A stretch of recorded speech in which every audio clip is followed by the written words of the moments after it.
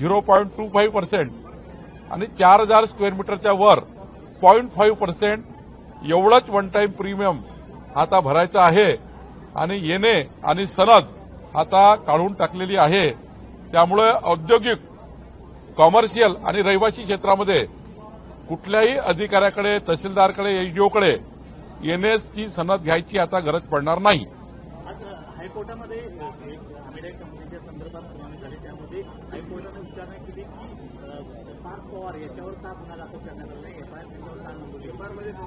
नाव का नाही नाही, यामध्ये जो प्राथमिक आम्ही जो गुन्हा दाखल करतो, आमच्या ज्या अधिकाऱ्यांनी गुन्हा दाखल केला आहे, आमच्या जो सध्याचा स्टँडिंग नियम आहे, जो आमचा मुद्रांक अधिकारी आहे, त्यांच्या समोर जे जातात लिहून देणारा आणि लिहून घेणारा, यांच्यावर प्राथमिक आम्ही गुन्हा दाखल करतो।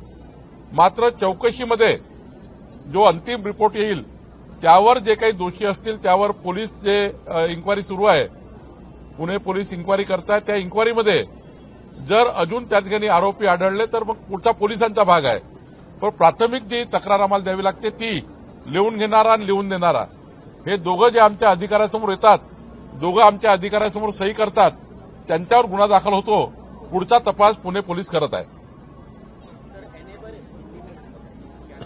राज्य में एनए की जो एक कंडीशन थी, औद्योगिक, वाणिज्य और रहिवासी बेल्ट में, industrial, commercial end residential area में, एनए तो रद्द था, लेकिन एक सनद चाहिए थी, जो सनद यानी पूरे दोबारा एनए की प्रक्रिया करने का एक वहां पर नियम था। आज विधानसभा में सभी विधानमंडल के सभी सदस्यों ने, सभी पार्टी के विधायकों ने एक मत से आज विधेयक मंजूर किया, जो हमारे राजस्व विभाग ने लाया था। इस विधेयक से अब ये हुआ है कि आपको अभी हर साल एनए का पैसा भरने की जरूरत नहीं, वन टाइम प्रीमियम ओनली भरना होगा। अब कोई भी एसडीओ, तहसीलदार के पास जाने की जरूरत नहीं। बीपीएमएस में डायरेक्ट आपने प्रीमियम भर दिया कि आपका सारा एनए सनद सारा रद्द हो गया। और इससे जो हमारे जो व्यवसायिक और हमारे इंडस्ट्रियल और रेसिडेंशियल बेल्ट में जो हमारे लोग हैं, इसको एक बड़ी राहत मिली है। अब एनए भी रद्द, सनद भी रद्द, ओनली वन टाइम प्रीमियम भरना है, वो भी बहुत कम रखा है। 1000 स्क्वायर मीटर के पीछे ओनली 0.10%, 1000 से 4000 स्क्वायर मीटर तक ओनली 0.25%, और 4000 स्क्वायर मीटर के ऊपर वहां पर एनए का जो प्रीमियम है, ये ओनली 0.5% लगने वाला है। तो ये बहुत बड़ा रिलीफ। और इसके बाद जो सरकारी दफ्तर में जो रोज जाना पड़ता था एनए करने के लिए और सनद लेने के लिए, अब हमारे तहसीलदार, एसडीओ के पास जाने की जरूरत नहीं। डायरेक्ट बीपीएमएस में आपने प्रीमियम भर दिया कि आपको जाने की जरूरत नहीं, और हर साल एनए के पैसे भरना पड़ता था, उसका भी जरूरत नहीं। वन टाइम प्रीमियम लेकर हम अभी कंप्लीट यह प्रोसेस पूरी करेंगे। सर, अमरावती के पालक मंत्री सर, आप अमरावती के अंदर जो ब्रिज है, रेलवे का ब्रिज गिराकर नए ब्रिज का प्रस्ताव है, खासदार बोंडे इन्होंने कहा कि रेलवे स्टेशन हटा के उसको दूसरी जगह स्थानांतरित किया जाए, क्या उसके ऊपर निर्णय लेने वाले आप? देखिए, पहले तो वो ब्रिज कैसा चालू करें, उसके लिए महारेल ने एक प्रपोजल किया है उसको स्ट्रेंथनिंग करने का, और महारेल ने उसका एस्टीमेट बनाया है। पहले तो हमें वो ब्रिज चालू करना है। वहां पर जो एक आज रिपोर्ट है कि वो ब्रिज चालू नहीं कर सकते, वहां पर दुर्घटना हो सकती है, गिर सकता है। तो महारेल ने इसके ऊपर काम किया है, वो इसको स्ट्रेंथनिंग करने का प्रस्ताव दे रहे हैं, और साथ साथ में इसको नया ब्रिज बनाने का भी प्रपोजल परसों माननीय मुख्यमंत्री जी बैठक लेने वाले हैं 12 तारीख को। उस बैठक में ये राजकमल ब्रिज का पूरा डिजाइन और पूरा प्रेजेंटेशन होने वाला है। सर, 2019च्या निवडणुकीमध्ये उद्धव ठाकरेंच्या सरण्यावरून मला कार्यक्रमामधनं काढलेला आहे असं गिरीश सोमय्यांनी म्हटलेलं आहे, आणि ते आता तिकीट देखील कापलेलं आहे असं भाजपच्या त्या नेत्याने क्षमा मागली असं देखील गिरीश सोमय्यांनी म्हटलेलं आहे। नाही, मला गिरीश सोमय्याजी कुठल्या संदर्भाने बोलले एकदा मला तपासून घेता येईल, किंवा आज मी त्यांच्याशी बोलेल आणि मग सविस्तर प्रतिक्रिया देईल। तर अधिवेशनाचे 4 दिवस राहिले, कोणत्या मागणी पुरवण्यात येणार आहे किंवा जे लोकहिताचे कोणत्या प्रामुख्याने येतील? आता मी काल आमच्या महसूल खात्याचं जर सांगितलं तर कालचा जो कायदा पारित झाला, आज विधान परिषदेमध्ये पारित झाला, या कायद्याने 60 लक्ष परिवार 60 लक्ष ज्यांना त्यांचे नाव सातबारा आणण्याकरता त्यांचे घरं मानव नियमितीकरण करण्याचा निर्णय घेतला. त्यामुळे 3 कोटी नागरिकांना, 60 लाख परिवारांना याचा फायदा होणार. आज जे आम्ही एनए आणि सनदची अट काढून टाकली, याबद्दल आपल्या सर्वांना फायदा होणार की आपले जे त्या ठिकाणी एनएचं प्रतिवर्षी ज्यांना अकृषक भरावं लागतं टॅक्स, तो टॅक्स आता रद्द करून टाकलेला आहे. वन टाइम प्रीमियर करून ते करता येतं. त्यामुळं हे जे लोकाभिमुख आमचं सरकार, देवेंद्र फडणवीसजीचं सरकार लोकाभिमुख, पारदर्शी आणि गतिमान सरकार म्हणून जे आम्ही काम करतो आहे आणि मोठ्या प्रमाणावर आमच्या सर्व खात्यामध्ये या ठिकाणी लोकप्रिय निर्णय, जनतेला पाहिजे असलेले निर्णय आम्ही करतो आहे. आणि या अधिवेशनातनं शेतकऱ्यांना खास करून 32,000 कोटी रुपयाचं जे पुरवणी मागणी आम्ही दिली आहे, या पुरवणी मागण्यातनं जे काही त्या ठिकाणी शेतकऱ्याचं नुकसान झालं, पायाभूत सुविधाचं नुकसान झालं, अचानक आमच्या महाराष्ट्रात आपत्ती आली, जी पूरहानीची आपत्ती होती, त्या आपत्तीमध्ये सापडलेल्या शेतकऱ्यांना 32,000 कोटी रुपये देण्याचाही पुरवणी मागण्या या ठिकाणी झाल्या. मोठ्या प्रमाणावर पुरवणी मागण्याच्या माध्यमातून जे महत्वाचे प्रकल्प राज्याचे होते तेही पूर्ण करण्याचा निर्णय झाला. विदर्भातल्या शेतकऱ्यांना त्या ठिकाणी ज्या महत्वाचे, जसं अमरावतीमध्ये, एकट्या अमरावतीमध्ये 1100 कोटी रुपये शेतकऱ्यांना त्या ठिकाणी नुकसान भरपाई द्यायची आहे, तो निर्णय आपण झाला.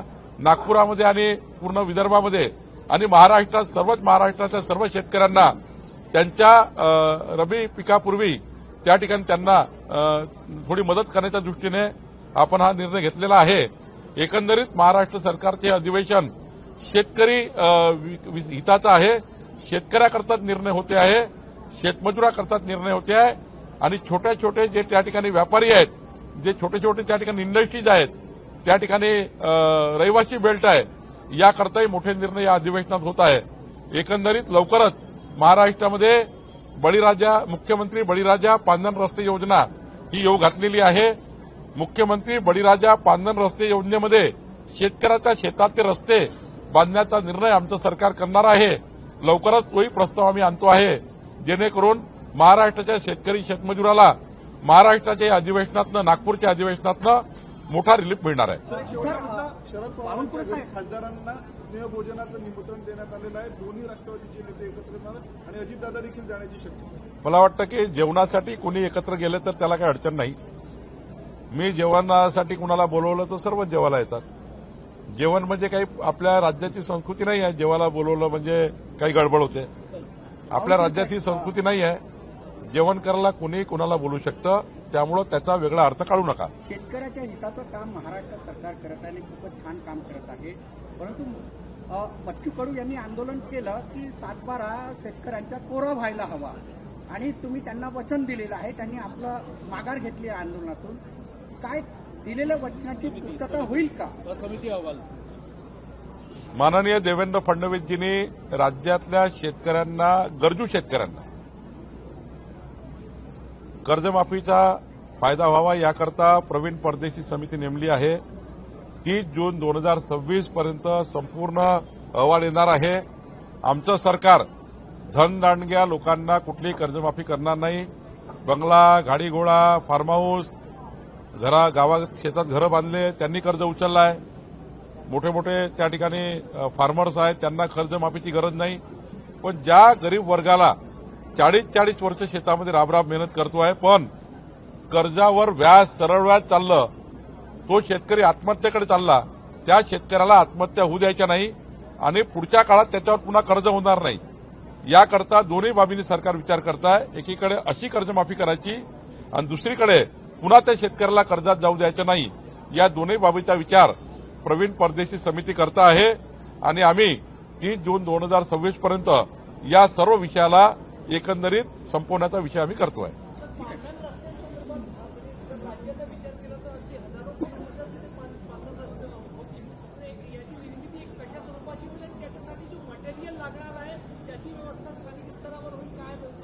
मुख्यमंत्री बळीराजा पांधन रस्ते योजनेचं निवेदन मी सभागृहात करणार आहे. उद्या करणार आहे. पण त्या ठिकाणी हे महत्वाचं आहे की मुख्यमंत्री बळीराजा पांधन योजनेमध्ये वेगळं बजेट हेड ज्याप्रमाणे बाकी योजनाचं आहे, वेगळं बजेट हेड आम्ही महाराष्ट्र सरकारचं काढणार आहोत. महाराष्ट्र सरकारकडून बजेट घेणार आहोत. साधारण 15 लाख रुपये प्रति किलोमीटर रस्त्याला खर्च येणार आहे. जे काही स्वामित्व शुल्क आहे ते आम्ही माफ करणार आहोत. जे काही पांधन रस्ते अतिक्रमण त्या ठिकाणी आहेत ते काढायसाठी पोलीस बंदोबस्त मोफत राहणार आहे. मोजणी मोफत होणार आहे. आमदाराच्या अध्यक्षतेखाली समिती तयार होऊन त्या ठिकाणी या पांधन रस्त्याचं संपूर्ण नियोजन आम्ही करणार आहोत आणि पुढच्या 4 वर्षामध्ये शेतकऱ्याच्या पांधन रस्त्याचं संपूर्ण प्लॅनिंग करून शेतकऱ्याच्या पांधन रस्त्याला क्रमांक टाकून जसं व्हीआर ओडीआरला नंबर असतात, नॅशनल हायवेला क्रमांक असतात, तसे पांधन रस्त्याला आम्ही आता क्रमांक टाकणार आहोत आणि त्या क्रमांकाला लागणारा पैसा महाराष्ट्र सरकार देईल. वेगवेगळ्या 13 स्त्रोत्र पैशाचे आहेत. म्हणजे या पांधन रस्ते बांधकामाकरता 13 स्त्रोताचा निधी येणार आहे. आम्ही सर्व स्त्रोत्र या ठिकाणी दिलेले आहे. डीपीसी दिला आहे, मायनिंग दिला आहे, राज्याचं बजेट हेड दिला आहे. एवढं आमदार फंडातही पांधन रस्ते बांधता येईल असा आम्ही निर्णय करतो आहे. त्यामुळे 13-14 बजेट हेड याकरता ओपन केलेलं आहे. एकंदरीत आम्ही महाराष्ट्राच्या जनतेला शब्द दिला होता की महाराष्ट्राचं सरकार, देवेंद्र फडणवीसचं सरकार शेतकऱ्यांना पांधन रस्त्याची योजना आम्ही आणू. एकीकडे एमआरजीएसची योजना आहेत, रोजगार हमीमध्ये आहेत, पण सोबतच आता मुख्यमंत्री बळीराजा पांधन रस्ते योजना या राज्यामध्ये लागू होणार आहे.